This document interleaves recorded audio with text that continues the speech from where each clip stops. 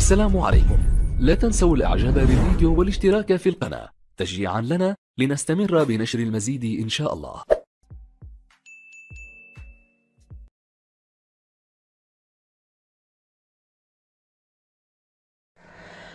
السلام عليكم ورحمة الله وبركاته. اللهم صل وسلم وبارك على سيدنا محمد وعلى آله وأصحابه أجمعين. ازيكم حبايبي، عاملين ايه؟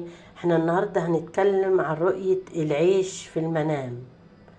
ماشي يا حبايبي، رؤية العيش دي دل على الرزق، دل على الخير، دل على العيشة، دل على الأيام، دل على الشهور بحسب عدد العيش.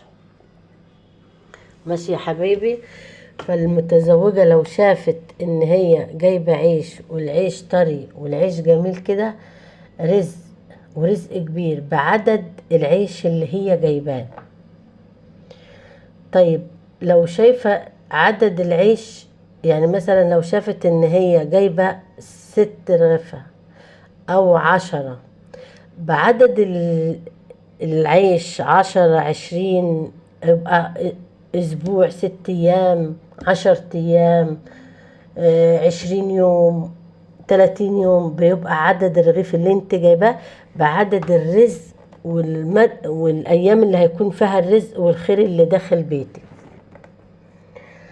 طيب لو شفت ان العيش معفن او بايظ، ده بيبقى رزق، بس رزق بمشاكل، عيشة فيها مشاكل، في رزق عليه مشاكل وعليه تعب.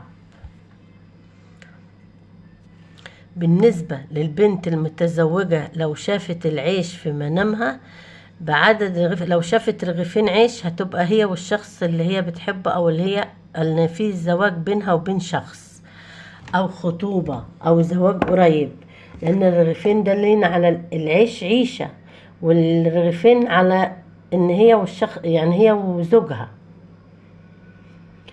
لو شافت بقى عدد عيش كتير بقى، يبقى عدد الايام اللي هتكون فيها الخطوبة، فيها عقد الزواج، فيها كتب الكتاب، فيها الزواج قريب، فده بيبقى عدد الايام بعد 20 يوم، بعد 30 يوم، بعد اسبوع، بعد 10 ايام، ان كان زواج او ان كانت خطوبة. دي للبنت العزباء.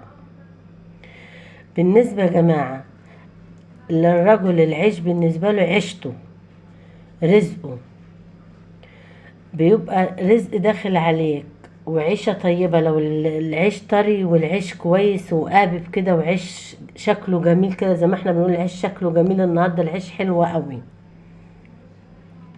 تبقى عيشة طرية ورزق طري وعيشة كويسة فيها هدوء كده.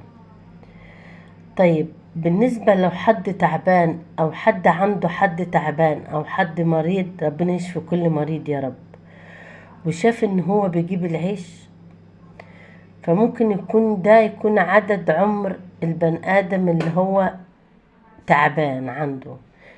ممكن يعني لا قدر الله بعد 6 شهور يتوفى، بعد يومين، بعد حسب عدد العيش اللي انت جايبينه او اللي انت شفته عنده. طب لو حد دخل عند حد وشاف حد بيخبي منه عيش او بيداري منه عيش، ده يا جماعة بتبقى حد بيداري حاجة عنك في عيشته او عنك في عيشته، لان دي عيشة، واللي بيداري العيش يبقى بيداري حاجة عنك. بنته بتتخطب، هو عنده جايله ورث، جايله فلوس، فمش حابب ان انت او انت تعرفي عنه حاجة، فبيداري العيش.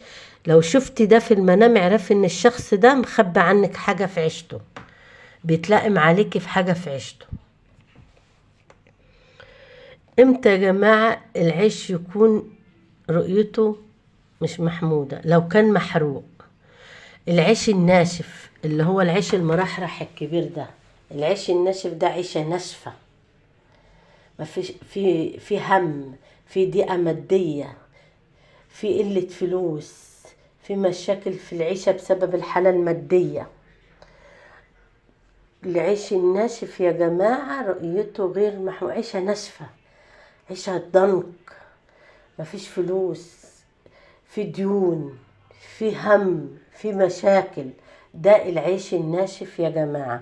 بالنسبة للبنت العزباء، لو مخطوبة وشافت ان هي عندها عيش ناشف او حد بديها عيش ناشف، تعرف ان الشخص اللي هترتبط بيه او هتتجوزه ده هتبقى عيشته ناشفة، هيبقى انسان بخيل، هتبقى ايده ناشفة، مش هيصرف، هيبقى بخيل في عيشته.